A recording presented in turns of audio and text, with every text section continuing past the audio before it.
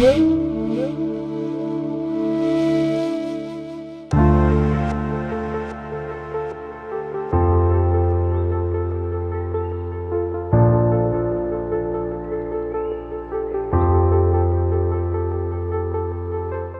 कृष्णा। तो आज वराह द्वादशी है और श्रीमद् भागवतम में भगवान के 24 अवतारों का वर्णन मिलता है। कितना? 24 अवतारों का वर्णन। और वैष्णव कवि जयदेव गोस्वामी ने भगवान के कितने 10 अवतारों को गाया है 10 अवतार स्तोत्र में, लेकिन श्रीमद् भागवतम में कुल 24 अवतारों का वर्णन है। और 10 अवतार स्तोत्र में भगवान वराह को तीसरे नंबर पर गाया है। तो सृष्टि के प्रारंभ में भगवान विष्णु ने ब्रह्मा को आदेश दिया कि सृष्टि कार्य को आगे बढ़ाओ, सृष्टि के लिए जनसंख्या बढ़ाओ। तो जैसे ब्रह्मा का जन्म भगवान के नाभि कमल से हुआ, तो ब्रह्मा भी उसी तरह से सृष्टि को आगे बढ़ाना चाहते थे। जैसे भगवान ने बिना किसी पुरुष और स्त्री के सहयोग से ब्रह्मा को उत्पन्न किया था, तो ब्रह्मा जी भी योग शक्ति से पूर्ण थे और अपने योग बल से उन्होंने अपने मन से 4 पुत्रों को उत्पन्न किया। मानस पुत्र जिसको कहते हैं। मानस पुत्रों में कौन है? चतुष्कुमार, सनक, सनातन, सनंदन और सनत कुमार, चतुष्कुमार। इन चतुष्कुमारों को जब ब्रह्मा जी ने उत्पन्न किया अपने मानसिक योग शक्ति से, तो उनको आदेश दिया कि सृष्टि को आगे बढ़ाओ। तो उन्होंने प्रश्न पूछना शुरू कर दिया, सृष्टि क्या है, सृष्टि को बढ़ाने का लक्ष्य क्या है, जीवन का उद्देश्य क्या है। इतने सारे प्रश्न पूछा चतुष्कुमारों ने। ब्रह्मा जी घबरा गए कि हमने बोला कि इनको सृष्टि आगे बढ़ाओ, सृष्टि के लिए संतति उत्पन्न करो, प्रजा उत्पन्न करो, तो ये लोग उल्टा प्रश्न पूछ रहे हैं। तो ब्रह्मा जी घबरा गए। तो उनके पास इनके प्रश्नों का उत्तर नहीं था चतुष्कुमारों के। तो जब ब्रह्मा जी के पास प्रश्नों का उत्तर नहीं था, तो स्वयं भगवान श्री हंस के रूप में अवतरित होकर के हंसावतार के रूप में चतुष्कुमारों के प्रश्नों का उत्तर दिया। तो जब चतुष्कुमार के जो प्रश्न थे और उनका उत्तर स्वयं भगवान हंसावतार के रूप में आए, तो उनके उत्तरों से निकल के आया कि मनुष्य जीवन का लक्ष्य जो है भगवत प्राप्ति है। जब चतुष्कुमारों ने सुना कि जब मनुष्य जीवन का लक्ष्य भगवत प्राप्ति है, तो सृष्टि क्यों बढ़ाएं, सृष्टि क्यों करें? तो लोग बोले अब हम भगवत प्राप्ति ही करेंगे। तो ब्रह्मा जी को क्रोध भी आया। तो चतुष्कुमारों ने कहा कि हम लोग जैसे हैं ऐसे ही रहेंगे, 4 साल 5 साल के हैं ऐसे ही रहेंगे, हमेशा ऐसे ही रहेंगे, तपस्या करेंगे और भगवान की भक्ति में रहेंगे। उनको वस्त्र की भी जरूरत नहीं थी, बिल्कुल विरक्त। इस तरह से सृष्टि के कार्य सहायता करने के लिए सबसे पहले चतुष्कुमारों को, अच्छा उनसे एक संप्रदाय भी चला चतुष्कुमारों से, कुमार संप्रदाय, इस तरह से। उसके बाद फिर ब्रह्मा जी को क्रोध आया, तो क्रोध से कौन उत्पन्न हुआ? रुद्र उत्पन्न हुए। तो रुद्र को भी वही आदेश दिया जो उनको भगवान से आदेश मिला था कि पूरे सृष्टि को प्रजा से भर देना है, बढ़ाना है। तो रुद्र को भी सृष्टि का काम दिया, लेकिन रुद्र सब उल्टा सीधा सृष्टि करने लगे। सांप, बिच्छू, ये सब कीड़े मकोड़े ढेर सारे। तो ब्रह्मा जी ने कुछ दिन बाद सोचा कि देखें सृष्टि काम कहाँ तक बढ़ा है, आगे पहुँचा कि नहीं पहुँचा। तो देख रहे हैं सृष्टि पर इतने सारे सांप भर गए हैं सब, हाँ, और ढेर सारे भूत प्रेत, इतने सारे सब उटपटांग सृष्टि हो गई। तो ब्रह्मा जी कहा स्टॉप करो, इसको बंद करो, ऐसी सृष्टि मैंने नहीं कहा था बनाने के लिए, अब थोड़ा तपस्या करो पहले। तो रुद्र को कहा आप तपस्या कीजिए, उसके बाद जब आपको ज्ञान हो जाए तब आप सृष्टि कीजिए। उसके बाद नारद जी को भी यही आदेश दिया। तो नारद जी ने कहा कि मैं अपने बड़े भाइयों के रास्ते पर चलूँगा, हमारे बड़े भाई जिस रास्ते पर गए हैं उसी रास्ते पर मैं भी चलूँगा। तो ब्रह्मा जी ने देखा कि सृष्टि कार्य में कोई सहयोग दे नहीं रहा है और सब एक का उदाहरण दे रहे हैं, और दूसरी तरफ उनके मन में ये भी था कि उधर भगवान का आदेश भी है सृष्टि को आगे बढ़ाओ। तो जब ब्रह्मा जी ने रिफ्यूज़ किया भगवान के आदेश को, नारद जी ने रिफ्यूज़ किया ब्रह्मा के आदेश को, तो ब्रह्मा जी ने उन्हें भी श्राप दिया। क्या श्राप दिया था? गंधर्व बन जाओ, तुम एक स्त्री स्वीकार करने के लिए तैयार नहीं हो, तुम कई स्त्रियों के साथ घूमो। उपबरहण नाम का गंधर्व था, उपबरहण, उसके साथ कई स्त्रियों के साथ तुम विहार करो। और वही नारद जी फिर बाद में चलकर दासी पुत्र बने, फिर आगे चल कर के वो नारद जी बने। तो इस तरह से हम देखते हैं कि दासी पुत्र नारद बने। उसके बाद फिर ब्रह्मा जी फिर चिंतन करने लगे, ध्यान में बैठे कि प्रभु हो क्या रहा है, जितने लोगों को मैं उत्पन्न कर रहा हूँ, उनको सृष्टि बढ़ाने के लिए मैं बोल रहा हूँ, लेकिन सब उल्टा हो रहा है। तब ब्रह्मा जी को भगवान ने हृदय में ज्ञान दिया कि देखो सृष्टि ऐसे आगे नहीं बढ़ेगी।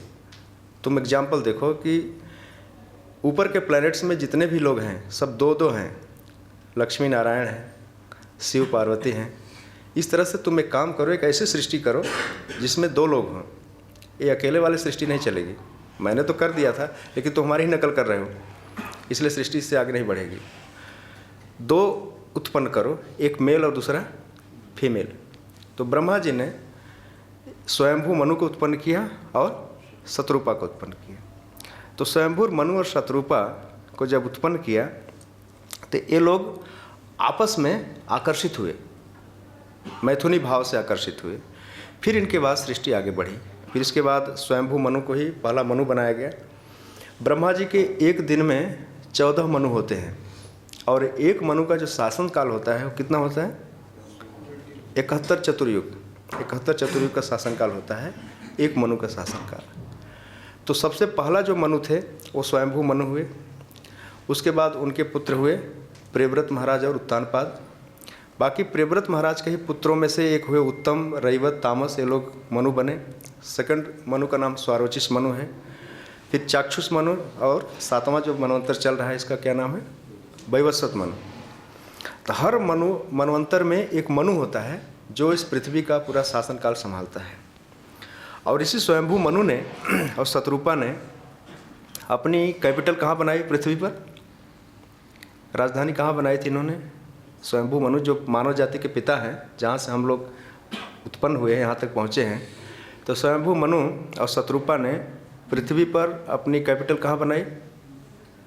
ब्रह्मावर्त में बनाई। ये ब्रह्मावर्त कहाँ है? बिठूर। बिठूर समझते हैं? बिठूर कहाँ है? कानपुर के पास में है बिठूर। वहाँ उन्होंने अपनी कैपिटल बनाई। आज भी है, गंगा नदी के किनारे। वाल्मीकि आश्रम भी है, तमसा नदी वहाँ पर। तो स्वयंभू मनु और शत्रुपा ने वहाँ से सृष्टि प्रारंभ किया। उसके बाद प्रियव्रत महाराज ब्रह्मचार्य रहने की इच्छा जताए, लेकिन उत्तानपाद महाराज की दो पत्नियाँ, कौन? सुरुचि और सुनीति। सुनीति का पुत्र ध्रुव और सुरुचि का पुत्र उत्तम। ध्रुव महाराज सबसे पहले वहीं बिठूर के पास से, फिर उनको नारद जी मिले, वहाँ से मथुरा गए, मधुबन जहाँ ध्रुव टीला है मथुरा के पास में, उसको उन्होंने अपनी तपोस्थली बनाया। इस तरह से मनु का शासनकाल आगे बढ़ा। लेकिन आज का जो प्रसंग है हम इस पर आते हैं वापस कि भगवान प्रत्येक मनु के शासनकाल में एक बार अवतार लेते ही हैं, जिसको हम क्या कहते हैं? मनवंतर अवतार कहते हैं। हमने सुना कि श्रीमद् भागवतम में कुल 24 अवतारों का वर्णन है। जैसे चाक्षुष मनवंतर जो 6वां मनवंतर है उसमें भगवान के कई अवतार हुए हैं। कच्छप, धन्वंतरी और मोहिनी अवतार। भगवान का मनवंतर अवतार भी, अजित अवतार भी हुआ है हरि के रूप में। तो सबसे पहले हम ये समझते हैं कि एक मनवंतर जो होता है, जो अंतर ब्रह्मांडीय शासन व्यवस्था है, इंटर प्लेनेटरी गवर्नमेंट सिस्टम जो होती है, इसको चलाने में कौन कौन लोग शामिल होते हैं और भगवान कैसे, देखिए पृथ्वी हो या ऊपर के प्लेनेट हो या नीचे के प्लेनेट हो, किसी मनुष्य या देवता के बस में नहीं है कि पूरी व्यवस्था संभाल ले। हमेशा भगवान को इंटरफियर करना पड़ा है। प्रारंभ से हम देख रहे हैं, ब्रह्मा जी को ज्ञान दिया, उनको इंस्ट्रक्शन दिया, जहाँ जहाँ मामला फंसता है ब्रह्मा जी फिर भगवान का चिंतन करते हैं, फिर भगवान उनको आदेश देते हैं, फिर उसके अनुसार काम करते हैं। तब जाकर सृष्टि को बनाने से लेकर के मेंटेन करने से लेकर के डिसोल्यूशन तक सब जगह भगवान का हाथ देखने को मिलता है। तो उसी क्रम में आज हम लोग देखेंगे कि भगवान वराह ने कैसे पृथ्वी को गर्भोदक सागर से उठा करके उद्धार किया था। बीच में और कुछ बातें आएंगी। तो एक मनवंतर का जो शासन काल है, हम देखते हैं पृथ्वी पर सरकारें चुनी जाती हैं 5 साल के लिए, 10 साल के लिए। उसमें एक अध्यक्ष होता है, बहुत सारे मंत्री होते हैं और कुछ उनके सलाहकार होते हैं, और जब सरकार गिर जाती है तो इमरजेंसी के लिए एक सरकार आती है। परंतु इतना होने के बावजूद भी पृथ्वी पर हमेशा उथल पुथल मची ही रहती है। वर्ल्ड वार होते ही रहते हैं, यूनाइटेड नेशन जैसी संस्थाएं आती भी हैं, कुछ देश मिलकर के एक एसोसिएशन बनाते हैं कुछ रीजनल इंटरेस्ट के लिए। लेकिन जो मनवंतर की शासन व्यवस्था है यह पूरे ब्रह्मांड के कल्याण की बात करती है, पूरे ब्रह्मांड के वेलफेयर की बात सोचती है। यह मनवंतरों की व्यवस्था है। और पूरे मनवंतर की व्यवस्था को अगर हम ठीक से समझते हैं श्रीमद् भागवतम के हिस्ट्री से, तो समझ में आता है कि वास्तव में इस सृष्टि का जो संचालन हो रहा है वह भगवान की ही अध्यक्षता में हो रहा है। इसीलिए भगवान गीता में कहते हैं कि मया अध्यक्षेण प्रकृति सूयते सचराचरम। वह यूनिवर्सल ट्रुथ है। भगवान ऐसा नहीं कि कुछ टाइम के लिए कुछ पार्ट को कंट्रोल करते हैं, स्थिति बिगड़ती है, फिर भगवान अपने वापस चले जाते हैं, ऐसी बात नहीं है। ये जो पूरी ब्रह्मांड की व्यवस्था है, दिन रात का होना, ऋतुओं का परिवर्तन, पूरा कंट्रोलिंग सिस्टम, यह भगवान द्वारा ही इस्टेब्लिश की गई व्यवस्था से चल रहा है। अन्यथा मनुष्य और देवता तो बहुत फीके हैं। आप देख ही रहे हैं कि जगह जगह पर उनकी कैसी दुर्गति हुई है और कैसे भगवान ने उनको संभाला है। तो एक मनवंतर में 6 विभाग होते हैं, 6 फैकल्टी मुख्य होती है, जिसको हमें समझ लेना चाहिए ताकि हमें मनवंतरों की जो शासन व्यवस्था है उसको समझने में दिक्कत ना हो। ये सारे वैदिक ट्रुथ हैं, वैदिक सत्य हैं। इनको समझने से क्या होगा कि भगवान के ऊपर हमारी जो श्रद्धा है वो और दृढ़ हो जाएगी और डिटरमाइंड हो जाएगी, और भगवत तत्व के प्रति जो सिद्धांत है वो हमारे हृदय में और मजबूत हो जाएगा। और ये सारी चीज़ें लोग नहीं जानते, इसलिए भगवान को बहुत हल्के में ले लेते हैं कि भगवान ठीक है, वो भी एक महान व्यक्ति होंगे, परंतु बात ऐसी नहीं है।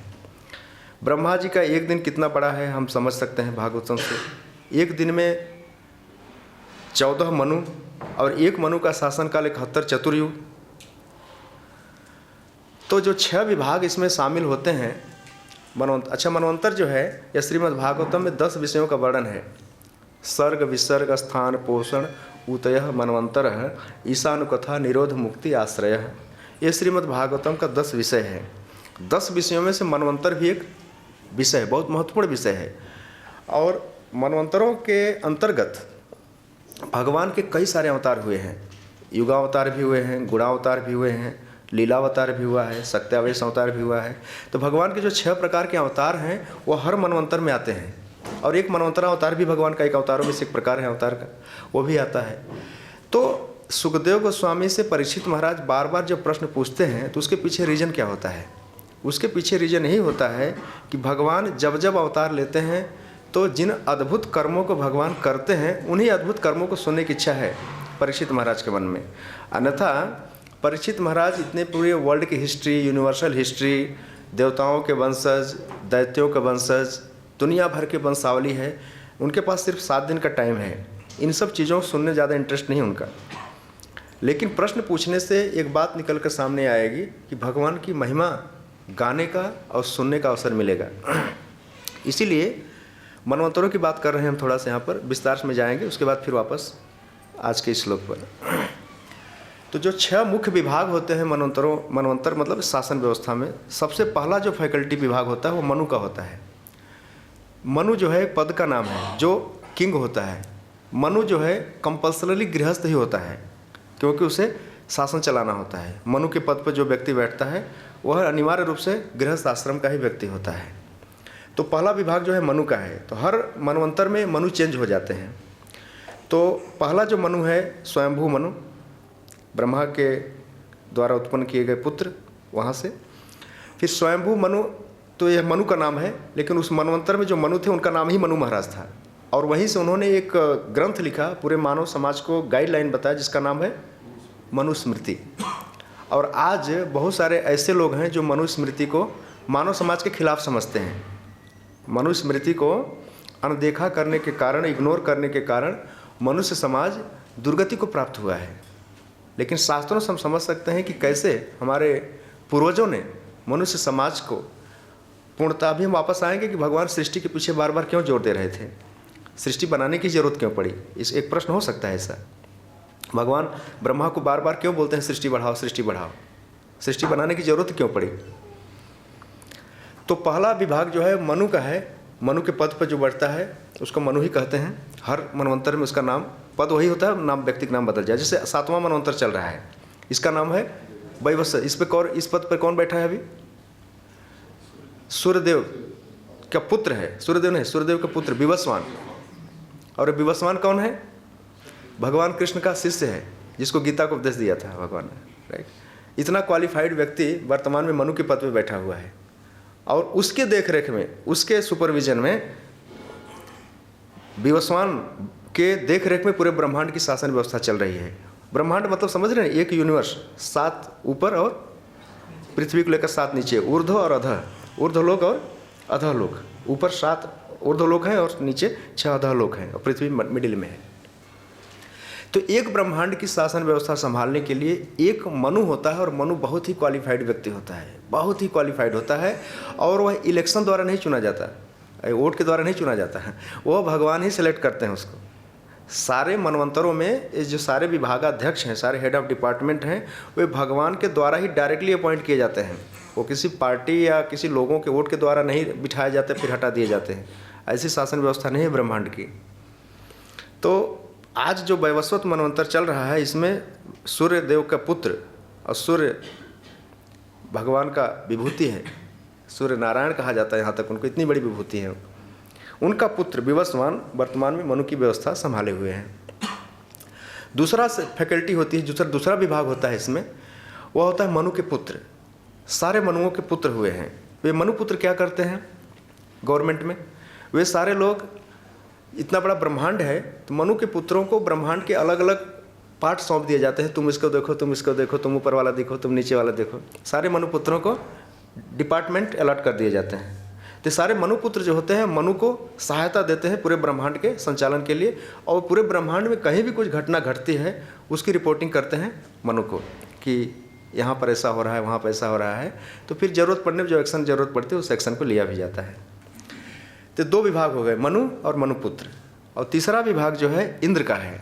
इंद्र जो है यह भी एक पद का नाम है। ऊपर के जो स्वर्गीय लोक हैं, जो स्वर्ग पृथ्वी के ऊपर जो प्लैनेट्स हैं, स्वर्गीय लोक कहा जाता है उनको। तो स्वर्ग का एक देवता होता है, देवताओं का अध्यक्ष होता है, उसको इंद्र कहते हैं। देवताओं का जो अध्यक्ष पद है उसका नाम ही इंद्र पद है। और हर मनवंतर में इंद्र के पद पे अलग अलग व्यक्ति बैठते हैं, वो भी बहुत क्वालिफाइड होता है। वैसे इंद्र बनने की क्वालिफिकेशन क्या है आप लोग पता होगा शायद?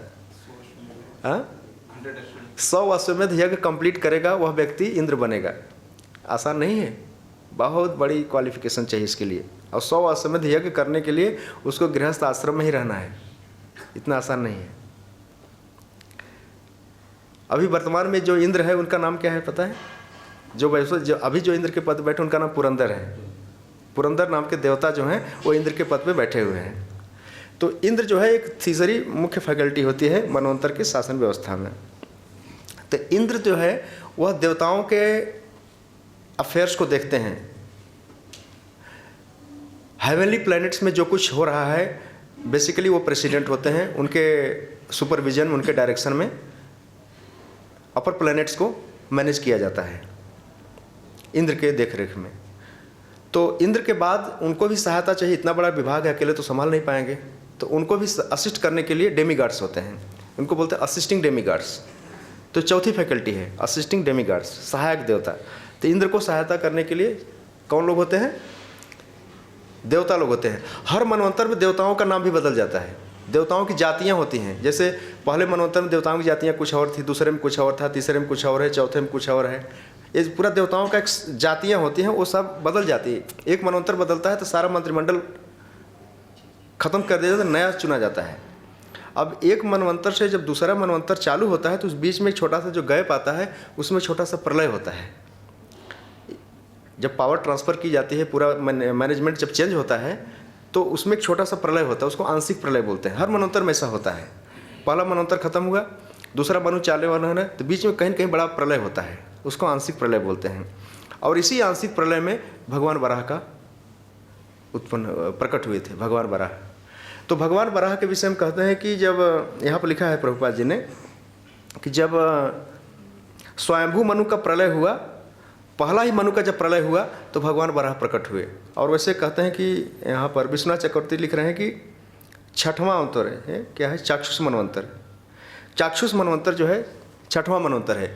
तो चाक्षुष मनवंतर में भी भगवान वराह प्रकट हुए थे, और स्वयंभू मनु पहला मनु जब अंत हुआ तब भी भगवान प्रकट हुए। तो हमने फैकल्टी को पूरा नहीं किया, बीच में इधर में आ गए। तो मनुपुत्र, इंद्र और इंद्र के सहायक देवता, ये 4 हो गए। 5वां कौन है, बता सकता है कोई? 5वां फैकल्टी कौन है जो ब्रह्मांड को चलाने में बड़ा रोल है, उनका अहम भूमिका निभाते हैं? वो है मनवंतर अवतार, नहीं सॉरी, सप्तर्षि गण होते हैं। 7 ऋषियों का एक समूह होता है। हर मनवंतर में 7 ऋषियों का एक सेट होता है, ग्रुप। जैसे आजकल सरकार को एडवाइज करने के लिए सेक्रेटरी होते हैं ना, वो सीनियर IAS लोग होते हैं, वो कैबिनेट को सुझाव देते हैं। तो उसी तरह से मनु महाराज को सुझाव देने के लिए 7 ऋषियों का एक समूह होता है, जिसको क्या कहते हैं? सप्तर्षि गण। तो हर मनवंतर में 7 ऋषियों का ग्रुप बदल जाता है। अभी 7वां चल रहा है। 8वें मनवंतर में कौन लोग ऋषि होंगे ऑलरेडी डिसाइड कर लिया गया है। ऐसा नहीं कि उनका इलेक्शन लड़ेंगे जीतेगा तब ऐसा होगा, ऐसी बात नहीं है। इलेक्शन वाला मामला ही नहीं है पूरे यूनिवर्स में। ये इलेक्शन बहुत थर्ड क्लास सिस्टम है। प्रभुपाद जी बड़ी निंदा करते हैं इसके। थर्ड क्लास लोग थर्ड क्लास को चुनते हैं, बोलते तुम राज करो, तो कहाँ से सुखी होगी जनता? सिलेक्शन वाला सिस्टम है, और सिलेक्शन जो होता है क्वालिफिकेशन के हिसाब से होता है, और इलेक्शन बिना क्वालिफिकेशन के ही होता है। प्रभुपाद जी बोलते हैं वोटिंग सिस्टम को, बोलते हैं कि many Rascals come together and they elect bigger rascal. ये प्रभुपाद जी का शब्द है, मेरा शब्द नहीं है। ऐसा बताते हैं। तो सप्तर्षियों का काम क्या है? ये लोग वेद पढ़ करके मनु को सलाह देते हैं कि देखो ऐसे शासन करो, ऐसे शासन करो, यहाँ पर ऐसे करना चाहिए, वहाँ पर ऐसे करना चाहिए। जैसे आजकल के मंत्रियों को कोई ज्ञान नहीं होता है, उनको सारे IAS अफसर बताते हैं सर यहाँ साइन करो, वहाँ करो, ऐसे नीति बनाओ, ये मत बोलना, ऐसे बोलना। नहीं तो सब इनको क्या पता है? ये तो कुछ नहीं पढ़ के, इनको शासन चलाने कुछ आता नहीं है। सिर्फ इनको इलेक्शन के द्वारा मिनिस्ट्री मिल जाती है बस। बाकी जो शासन चलाने वाले, एक्चुअल शासन चलाने वाले सप्तर्षि लोग होते हैं। जैसे ऐसा बताते हैं कि जो 8वां मनवंतर आएगा उसका नाम भागवत में लिखा है, उसमें जो हनुमान जी हैं और विभीषण हैं, अश्वत्थामा है, ये लोग सप्तर्षि बनेंगे। ये लोग वेटिंग में हैं, वेटिंग सप्तर्षि बनेंगे लोग। तो सप्तर्षि जो है यह एक मनवंतर के शासन व्यवस्था का 5वीं फैकल्टी है, जो बहुत बड़ा रोल प्ले करती है। बिना सप्तर्षियों का कोई मनवंतर का गठन होता ही नहीं, पूरी सरकार बनती नहीं हो। सप्तर्षि का होना जरूरी है। उसके बाद जो 6वां सबसे बड़ा डिपार्टमेंट है वो है मनवंतर अवतार। हर मनवंतर में जो मनु की सरकार है उसको डिस्टर्ब करने के लिए दैत्य जो हमेशा अटैक करते हैं। राक्षसों की योनियाँ हैं, ब्रह्मा जी की सृष्टि है, वो भी कश्यप के ही वंशज हैं। तो उन लोग क्या करते हैं, हमेशा मनु की सरकार को हमेशा हिलाते रहते हैं, डिस्टर्ब करते रहते हैं। तो कई बार मनु खुद संभाल लेते हैं, कई बार इंद्र संभाल लेते हैं, कई बार सप्तर्षि भी संभाल लेते हैं, मिलकर संभाल लेते हैं। लेकिन जब स्थिति कंट्रोल के बाहर हो जाती है, नहीं संभलती, तब भगवान को ही अवतार लेना पड़ता है, जिसको कहते हैं मनवंतर अवतार। तो भगवान जो है हर मनु के शासन काल में एक बार अवतार लेते हैं, और उसका नाम है मनवंतर अवतार।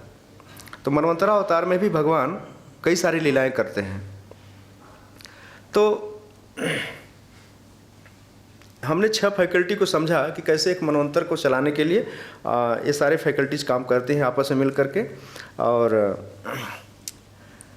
चतुष्कुमार जो थे, ये लोग भगवत इच्छा से, इनके पास इतना योग बल था, तपोबल था कि ब्रह्मांड नहीं, भगवान के धाम वैकुंठ में भी कहीं भी प्रवेश कर सकते थे। एक बार की बात है, जब ये लोग भगवान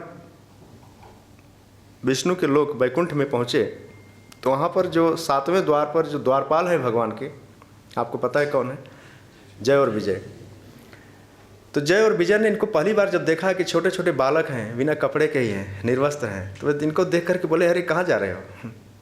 छोटे छोटे बच्चे हैं। तो चतुष्कुमार बोलते हैं, हम तुमको बच्चा लगते हैं, हमारी उम्र कितनी तुमको पता है? हम लोग हमेशा अपने आप को ऐसे ही रखते हैं। वो नहीं समझ पाए बेचारे कि ये ब्रह्मा जी के मानस पुत्र हैं और भगवान के परम भक्त हैं। तो चतुष्कुमारों ने उनको अभिशाप दिया कि तुम लोग वैकुंठ में रहने लायक नहीं हो। और इतने में भगवान वहाँ पर पहुँचे, और भगवान ने कहा कि भगवान पश्चाताप करने लगे कि हमारे सेवकों से गलती हुई है। और भगवान अपने सेवकों से जय विजय से इतना प्रेम दिखा रहे थे जब, तो चतुष्कुमार ने सोचा कि गलती हम लोगों से हो गई है, एक्चुअल हमको श्राप नहीं देना चाहिए, भगवान के नित्य पार्षद हैं। ये लोग श्राप वापस लेने की बात कर रहे थे कि प्रभु वापस ले लें क्या हम? आप चिंता मत कीजिए, हम अपना अभिशाप वापस ले लेते हैं। भगवान कहा नहीं नहीं नहीं, वापस मत लीजिए, मेरी इच्छा से ही इनके मन में ऐसा विचार आया था। भगवान की इच्छा थी कि ये श्राप दें, सॉरी ये आपको रोकें और आप इनको अभिशाप दें और फिर मुझे लीला करने का एक मौका मिले। तो भगवान जो हैं मौका ढूंढ रहे थे कि वैकुंठ में कोई उनसे लड़ाई कुश्ती झगड़ा करता नहीं है, आराम से ही रहते हैं वहाँ पे। तो उनको भी भगवान के मन में इच्छा थी कुछ युद्ध करने की, कुछ लीला करने की और नीचे के प्लेनेट में अवतार लेने की। तो भगवत इच्छा से ही उन दोनों द्वारपालों के मन में ऐसा भाव प्रकट हुआ कि ब्राह्मण के अभिशाप उनको मिला। तो जब ब्राह्मणों का अभिशाप मिला तो भगवान ने कहा देखो अब डिसाइड करो, दो ऑप्शन है। एक ऑप्शन है कि अगर तुम पृथ्वी पर जाओगे 7 जन्म तक तुमको भक्त बनकर रहना पड़ेगा और भक्ति का प्रचार करना पड़ेगा, 7 जन्म तक तुमको मेरा वियोग सहना पड़ेगा, सेपरेशन तुमको टॉलरेट करना पड़ेगा। और दूसरा ऑप्शन है कि 3 जन्म तक तुम असुर योनि में रहोगे और वापस आ जाओगे। तो जय विजय ने कहा कि हम ज़्यादा सेपरेशन नहीं सह पाएंगे, हमको 7 वाला ऑप्शन नहीं चाहिए, हमें 3 ऑप्शन ही चाहिए। हम खलनायक बन कर के रहेंगे, विलन बन के रहेंगे, लेकिन आपके साथ युद्ध करेंगे, जल्दी वापस आ जाएंगे। यह ऑप्शन उन्होंने चुना, जय और विजय ने। तो जय और विजय ने जब ये ऑप्शन चुना तो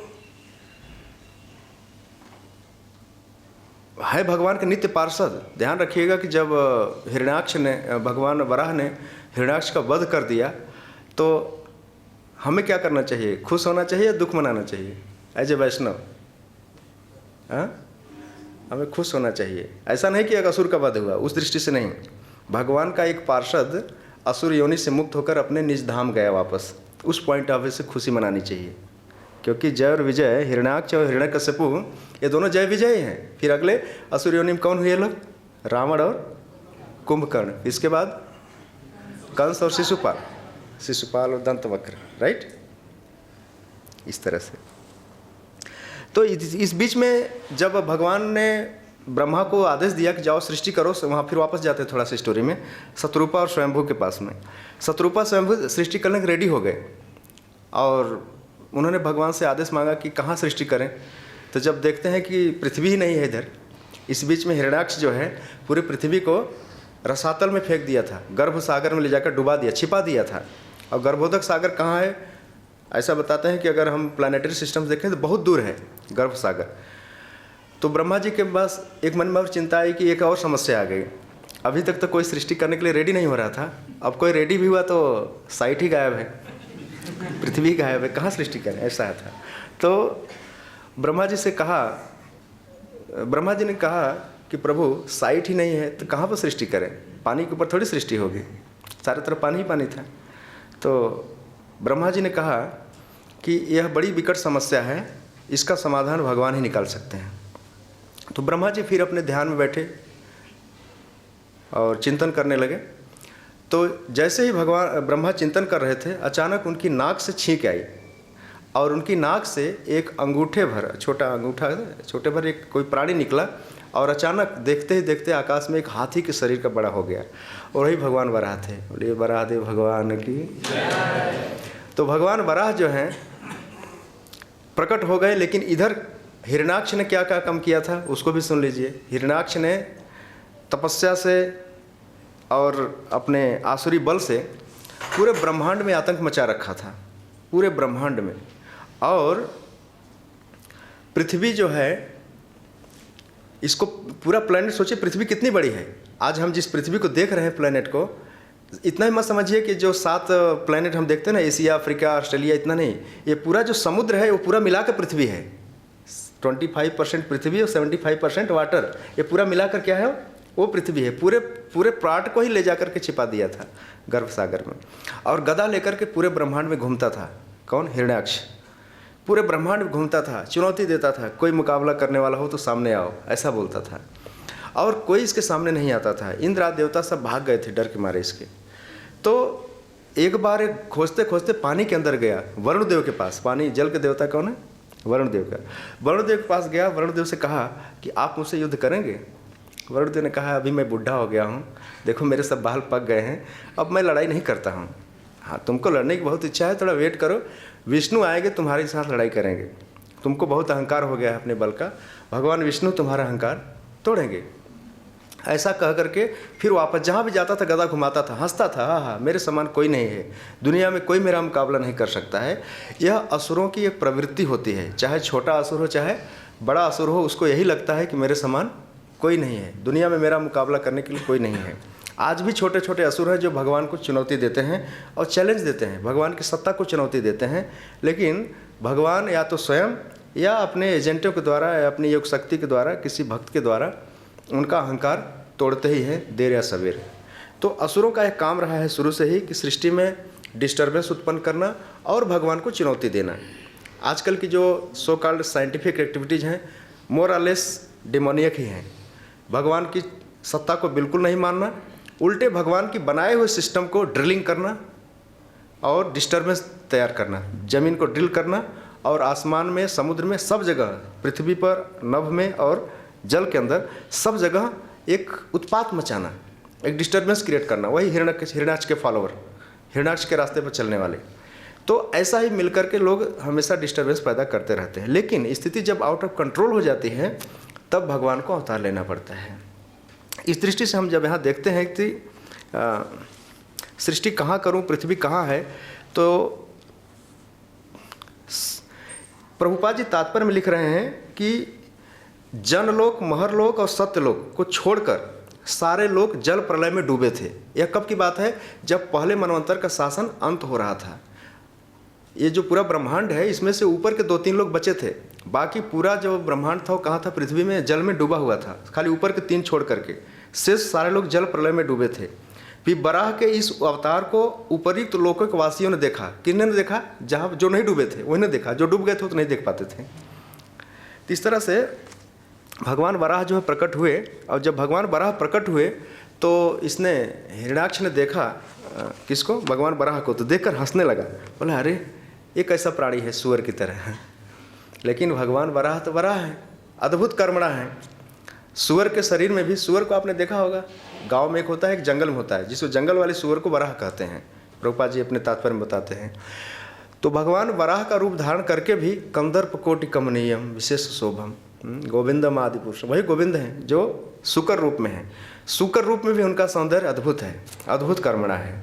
और भगवान का आयुध दिव्य है, उनका अलंकार दिव्य है, उनका सौंदर्य दिव्य है, सब कुछ दिव्याभरणम, दिव्य आयुधम, दिव्य अलंकारम, ऐसा स्तुति करते हैं देवता लोग। देवता पहचान गए कि भगवान विष्णु हैं, और ब्रह्मा जी भी पहचान गए। तो वराह भगवान जो हैं बहुत प्रसन्न हुए इसको देख करके। किसको? हिरण्याक्ष को। और तुरंत ही उन्हें अपने गदा से, जैसा आप हमने देखा आज आरती कर रहे थे, भगवान वराह जो है अपने गदा से ही इसको गदा युद्ध का आनंद दिया और इसका वध किया हिरण्याक्ष को। और हिरण्याक्ष का जब वध किया तो सारे देवताओं ने पुष्प वृष्टि किया और लोकों में खुशियाँ छाई। आगे की स्तुति में हम देखेंगे, आज के सत्र में 1-2 स्तुति हम पढ़ेंगे यहाँ पे। लेकिन एक प्रश्न उठता है कि भगवान को वराह का ही रूप क्यों धारण करना पड़ा? कोई दूसरा रूप नहीं मिला। पृथ्वी जो है कीचड़ में दबी हुई थी, कीचड़ में कौन जाता है? शुकर ही जाता है। लेकिन भगवान शुकर रूप धारण करके भी दिव्य हैं। परित्राणाय साधूनाम विनाशाय च दुष्कृताम धर्म संस्थापनार्थाय संभवामि युगे युगे। भगवान के अवतार लेने का जो पहला मुख्य कारण है वह है परित्राणाय साधूनाम, यह मुख्य कारण है। और दूसरा गौण कारण क्या है? विनाशाय च दुष्कृताम, राइट। और मुख्य सिद्धांत क्या है इसके दोनों के गौण के पीछे? धर्म संस्थापनार्थाय संभवामि युगे युगे। भागवतम में भी कहता है कि इंद्रारि व्याकुलम मृडयंती, इंद्रारि व्याकुलम मृडयंती युगे युगे। हिरण्याक्ष जो था देवताओं का शत्रु बन गया था, इंद्र का शत्रु बन गया था। तो जब जब देवताओं पर संकट आता है तो भगवान अवतार लेते हैं। यह बिल्कुल भागवतम से स्पष्ट है। तो हम देख सकते हैं भगवान वराह के अवतार में कि भगवान के 2 पैर नीचे हैं और 2 पैर ऐसे आसमान में, आगे वाले पैर ऐसे फ्लाइट टेक ऑफ करते हैं ना, ऐसा देखा है, ऐसे उड़ रहे हैं। कभी सुअर को उड़ते हुए देखा है पृथ्वी पर? नहीं। लेकिन भगवान वराह तो उड़ रहे हैं, आसमान में उड़ रहे हैं। बहुत विशाल शरीर, सोचे कि उनके जो दांत थे कितने बड़े होंगे, जिस पर पूरा पृथ्वी प्लेनेट उन्होंने रख करके उद्धार किया, फिर वापस लाकर जल पर स्थापित किया। तब जाके ब्रह्मा जी ने आगे सृष्टि किया है, शत्रुपा और मनु, फिर उसके बाद प्रियव्रत, उत्तानपाद, ये सब आगे सृष्टि चली है। तो जितने भी भगवान के अवतार आते हैं इस पृथ्वी पर, हम क्या समझते हैं कि सारे अवतार क्षीरोदक साहिब विष्णु से ही आते हैं, गर्भोदक साहिब विष्णु से नहीं। सारे अवतार कहाँ से आते हैं? सबका अपना अपना एक प्लेनेट है। जैसे नरसिंह भगवान कहाँ से आते हैं? नरसिंह लोक से आते हैं। वराह भगवान का एक प्लेनेट है, उसका नाम क्या है? वराह लोक। उसी तरह से भगवान के जितने भी अवतार हैं, 24 अवतार या 10 अवतार जितने भी हैं, सबका अपना अपना एक प्लेनेट है। आते हैं, अपना काम समाप्त करते हैं, फिर वापस अपने प्लेनेट पर चले जाते हैं। और उस पर्टिकुलर प्लेनेट पर भगवान वहाँ नित्य पूजित हैं, नित्य सेवित हैं, उनके नित्य सेवक हैं, जैसे भगवान राम। लेकिन सारे अवतारों का स्रोत कौन है? केशव। इसीलिए सब अवतारों के लास्ट में जयदेव गोस्वामी ने क्या कहा है? केशव धृत सुकर रूप जय जगदीश हरे, केशव धृत कच्छप रूप, केशव धृत नरहरि रूप, केशव धृत राम शरीर। हर जगह जितने भी अवतारों को गाया है, सब जगह केशव धृत है। भगवान केशव ही इन रूपों को धारण करके आते हैं और जगदेव गोस्वामी जय जगदीश हरे करके इनका गुणगान कर रहे हैं। तो विष्णु सहस्त्र नाम में भी भगवान के बहुत सारे नाम हैं, इस तरह से मिलता है। तो देवों की स्तुति से हर्षित हो गए और वराह भगवान बहुत तेज़ी से डुबकी लगाए। एक मनुष्य कितना डुबकी लगाएगा? 2 फीट 4 फीट 10 फीट, लेकिन सीधा गर्भ सागर में जाकर कई सारे पूरा पाताल लोक तक गए और भगवान वराह वहाँ जा कर के पृथ्वी को लेकर के ऊपर स्थापित किए वापस आकर के। तो आज के इस प्रसंग में हम देख सकते हैं श्रील प्रभुपाद जी लिख रहे हैं कि अंतिम श्लोक में तात्पर्य को पढ़ते हैं। भगवान के अतिरिक्त अन्य किसी रूप का भ्रम नहीं होना चाहिए कि पृथ्वी का उद्धार करने के लिए उन्होंने सूकर रूप धारण किया है। ऋषियों तथा ब्रह्मा जैसे महापुरुष एवं उच्च लोकों के निवासियों की यही स्पष्ट धारणा है। तो हमारे ज्ञान को पुष्ट करने के लिए, अथराइज करने के लिए, उसको मजबूत करने के लिए प्रमाण क्या है?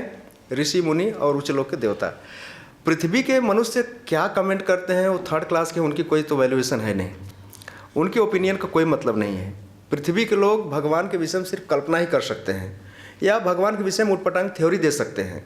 तो भगवत तत्व को आगे बढ़ने के लिए या आगे बढ़ाने के लिए हमें इन सारी वैदिक अथॉरिटीज़ को ही फॉरवर्ड करना चाहिए।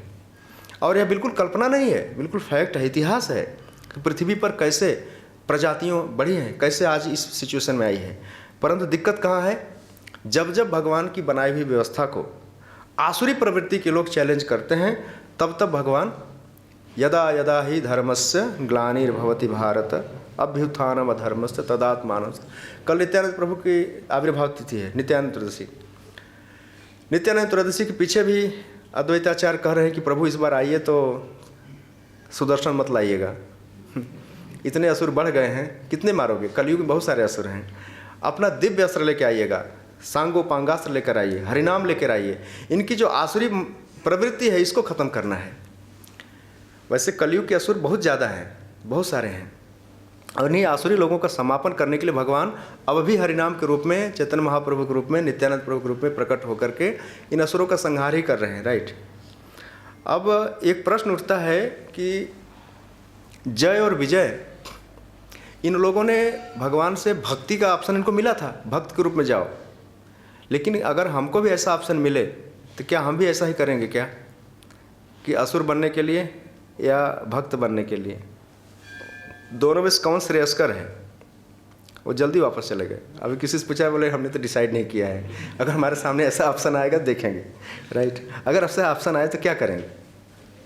हाँ, प्रभुपाद जी एक भक्त बुक डिस्ट्रीब्यूशन कर रहा था और बुक डिस्ट्रीब्यूशन करते करते उसने पूछा कि प्रभुपाद जी, मेरी इच्छा है कि मैं हमेशा हर जन्म में ऐसे ही बुक डिस्ट्रीब्यूशन करता रहूँगा। ओके। प्रभुपाद जी बोलते हैं, don't make me to come back again and again, this is the last chance, final life, try to go back to home, back to Bhagavat Dham वापस जाना हमारे जीवन का लक्ष्य है। यह हंसावतार ने, भगवान ने चतुष्कुमारों को बताया था। यह हमारे परंपराचार्य है चतुष्कुमार। तो सृष्टि बनाने के पीछे हमने प्रश्न उठाया था ना कि सृष्टि क्यों बनाई भगवान, क्यों बनाने के पीछे क्या, भगवान क्यों बार बार पीछे पड़े, सृष्टि करो सृष्टि करो सृष्टि बड़ा कर, जबकि सृष्टि में इतनी सारी प्रॉब्लम है। हम लोगों ने एक भजन सुना है ना कि अनादि कर्म फले पड़ी भवारणव जले। जीवात्माओं के इतने अनादि कर्मों के फल हैं कि उनको एक जन्म में समाप्त नहीं किया सकता है, और इस भव सागर में हम पड़े हुए हैं। तो सृष्टि के प्रलय के समय सारे जीव सुप्त अवस्था में होते हैं और सृजन काल में फिर वापस आते हैं। तो हमारे मन की जो इच्छाएं हैं, जब तक वो शुद्ध नहीं हो जाती तब तक हम बैक टू गॉडहेड नहीं जा सकते हैं।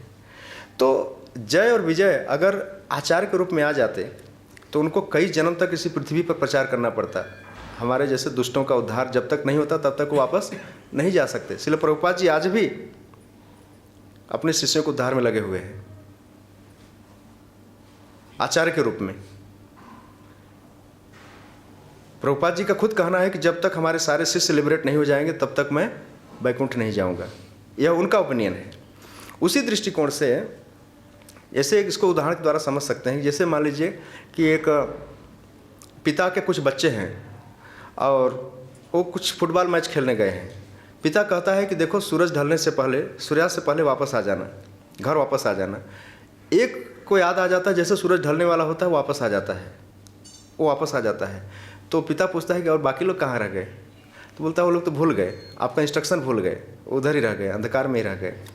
तो जो बचे हुए लोग हैं उनमें से एक को याद आता है कि अरे अरे पिताजी ने कहा था कि सूर्यास्त से पहले वापस आ जाना। तो सबको याद दिलाता है वापस चलो वापस चलो। तो वो सबको जो रिमाइंडर कराता है वो आचार्यों की भूमिका है। वो सबको वापस ले जाने की प्रयास में रहता है, राइट। जो जल्दी से वापस चला गया वो कौन है?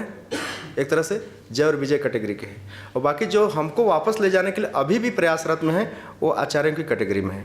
वो परंपरा आचार्य हैं, वो अभी भी जीवों को उद्धार में लगे हुए हैं। श्रील प्रभुपाद जी ने मिशन बनाकर छोड़ा है और उनकी ही कृपा से, उनकी अनुकंपा से 10,000 वर्ष तक यह इस्कॉन, प्रभुपाद बोलते भगवान की दैवी योजना है भूले भटके जीवों का। एक बार भूले भटके का बड़ा सुंदर अर्थ बता रहे थे। भूला कौन है? जो भगवान को भूला है वह भूला है। और भटका कौन है? जो भक्ति के मार्ग से भटक गया वो भटक गया है। तो भगवान को भूला हुआ और भक्ति से भटका हुआ है संसार में कौन नहीं है? हमें से हर व्यक्ति प्रायः भगवान के साथ अपने संबंध को भूला ही हुआ है और भक्ति के मार्ग से हम भटके हुए हैं। तो भूले भटके को वापस ले जाना यह आचार्यों का काम है। इसलिए आचार्य लोग जो होते हैं कष्ट सहकर के भी, भागवत पुरुष होते हुए भी, नित्य मुक्त होते हुए भी सेकंड मध्यम अधिकारी के पद पर आकर के संसार के जीवों का उद्धार कर रहे हैं। ठीक उसी तरह जैसे सूर्यास्त के बाद भी बच्चे खेलने में ही लगे हुए हैं। तो इस तरह से भगवान वराह की लीला को हम एक श्लोक आगे पढ़ेंगे जिसमें एक स्तुति दी गई है, साथ में पढ़ते हैं और फिर आज के श्लोक को सेशन को समाप्त करते हैं। एक श्लोक पढ़ी है, साथ में पढ़ते हैं। प्रजापति बोल रहे हैं यहाँ पे आगे। भगवान वराह मैत्रेय उवाच, इसके आगे है भगवान वराह स्तुतियाँ आप जब कर रहे हैं। हाँ ये रहा।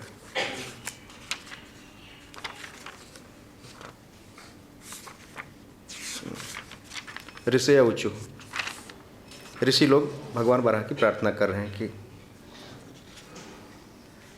जितम जितम ते अजित यज्ञ भावन त्रयीं तनुम स्वाम परिधुन्वते नमः यत्रोम गर्तेषु निलल्युरुद्धय तस्मै नमः कारण सुकरायते। सारे ऋषि अति आदर के साथ बोल पड़े, हे समस्त यज्ञों के अजय भोक्ता, आपकी जय हो, जय हो।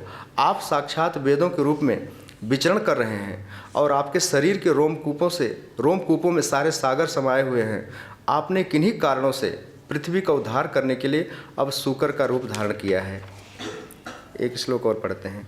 रूपम तवै तन्ननु दुष्कृतात्मनां दुर्दर्शनम देव यद्धरात्मकं छंदांसि यस्य त्वचि बहिर्रोम वाज्यम दृशि त्वं घृश्चातुर्होत्रम।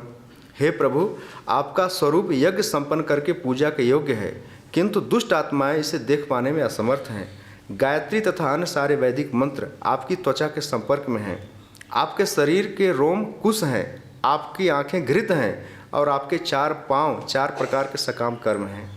इस तरह से पूरे भागवतम में जब जब भगवान का कोई भी अवतार प्रकट हुआ है, भगवान नृसिंह जब प्रकट हुए थे तो सारे देवताओं की क्यों लगी हुई थी।